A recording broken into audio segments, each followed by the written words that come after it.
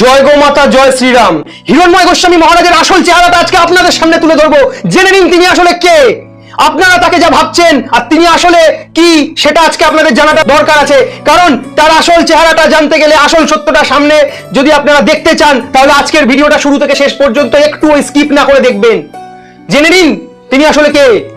একজন সাধারণ সাধক নাকি কলিযুগে ধর্মরক্ষার এক বিরল শক্তি?